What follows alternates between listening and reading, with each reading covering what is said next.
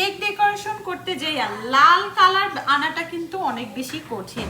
Toss টসে একদম রক্তলাল, যেটাকে বলে রক্তলালও না, মানে সূর্য লাল না কি লাল আমি জানি না, সেই লাল কালারটা কিভাবে আনবেন। আমি কদিন আগে লাস্ট মান্থে মনে হয় একটা কেক বানাইছিলাম, কেকের কালারটা দেখে আমি নিজেই ফিদা হয়ে গেছি।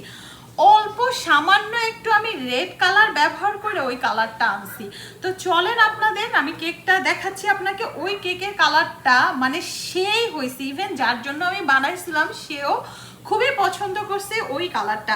বাট ইজিলি কিন্তু মানে cake frosting a red colour আনা যায় না। আর আজকে আমি আপনাদের সাথে যে টিপসটা শেয়ার করব, বিলিভ করেন এই টিপস আমি হলো করে বলতে পারি বাংলাদেশের কোনো বেকারি আপনাদের যদি শিখেও থাকেন, লেসনও করে থাকেন, তারা কখনো শিখায় নাই, আর তারা জানলেও হয়তো শিখায় নাই। বাট আমি এই ট্রিক্সটা মানে পাইয়া আমি নিজেই সারপ্রাইজড হয়ে গেছি। আমি তো অনেক ভিডিও দেখি, ঘাটাইছি, ইউটিউব বলেন এই বলেন, তো এই ট্রিক্সটা আমি অনেক অনেক অনেক ঘাটাঘাটির পরে তারপরে পাইছি।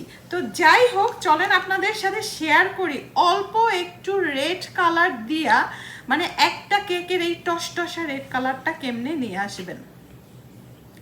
আমি আজকে আমি সবসময় রেড কালারে যে কেক বানাই, মানে রেড ভেলভেট কেক বলেন, ফ্রস্টিং কেক বলেন, আমি আইসিং কালার, এই যে আইসিং কালারটা red no taste icing colour, এই যে এই কালারটা ইউজ করি সব সময়, আমার কাছে এটা ভালো লাগে। তো আমি যেটা করব, আমি শুধুমাত্র আপনাদের সাথে এটা শেয়ার করব দেখে এই ফ্রস্টিংটুকুই করব, মানে বেশি ফ্রস্টিং আমি নষ্ট করব না। তা আপনারাও মানে একদম সারপ্রাইজড হয়ে যাইবেন যে কিভাবে এই রেড কালার দিয়ে এই রেড টসটসা কালারটা কিন্তু আমি আনছি, মানে কালারটা দেখে আমি নিজেও হ্যাপি ছিলাম আর কাস্টমারও অনেক বেশি খুশি ছিল। তো সেই কালারের ট্রিক্সটাই আপনাদের সাথে শেয়ার করতেছি একদম 100%।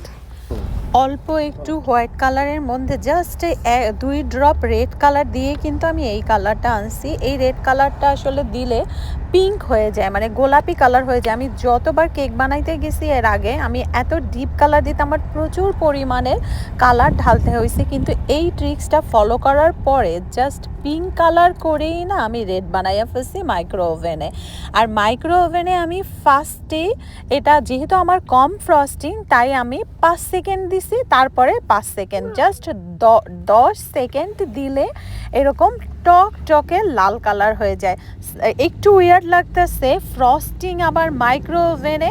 আসলে এই যে দেখেন এত লিকুইড হয়েছে, এইটা দিয়ে আমি কেকটা কাভার করছি, কিন্তু সাথে সাথে এই পর্যায়ে কিন্তু আপনারা ফ্লাওয়ার বা ডেকোরেশন বানাতে পারবেন না। ডেকোরেশন আর ফ্লাওয়ার বানাতে হলে মাস্ট বি মিনিমাম 1 ঘন্টা এটা আপনাকে নর্মাল ফ্রিজে রেখে দিতে হবে।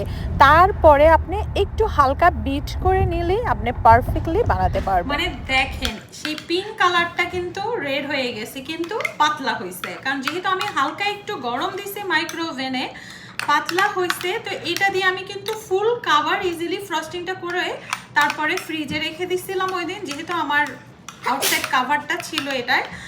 আর যদি আপনারা ডিজাইন করতে চান ফ্লাওয়ার, এত পাতলা ফ্রস্টিং এ তো ডিজাইন হবে না। এই ফ্রস্টিং দিয়ে যদি আমি এখন কোনো ডিজাইন ফ্লাওয়ার করতে চাই তাহলে আমার মাস্ট বি 1 ঘন্টা ফ্রিজে রেখে দিতে হবে। নর্মাল ফ্রিজে 1 ঘন্টা রেখে আবার যদি একটু বিট করে নিই, মাস্ট বি বিট করতে হবে, কারণ নাহলে বাবল হয়ে যায়। বিট করে নিলেই পারফেক্টলি আমি ফ্লাওয়ার ডিজাইন করতে পারবো। তা আপনারা যারা অনেক বেশি কষ্ট হয় রেড কালার আনতে, তারা কিন্তু ইজিলি এই ট্রিক্সটা কাজে লাগাইতে পারেন। একদম পারফেক্টলি আমি যে কেকের দেখাইছি এই কেকটায় কিন্তু আমি এই সেম প্রসেসে এই টসটসা লাল কালারটা নিয়ে আসছিলাম, এত সুন্দর। এই লাল কালারটা যারা আনতে পারেন না তারা ইজিলি এই ট্রিক্সটা খাটাইতে পারেন, এতে কিন্তু কেক তিতাও লাগে না আর অনেক অনেক সুন্দর আসে কালার।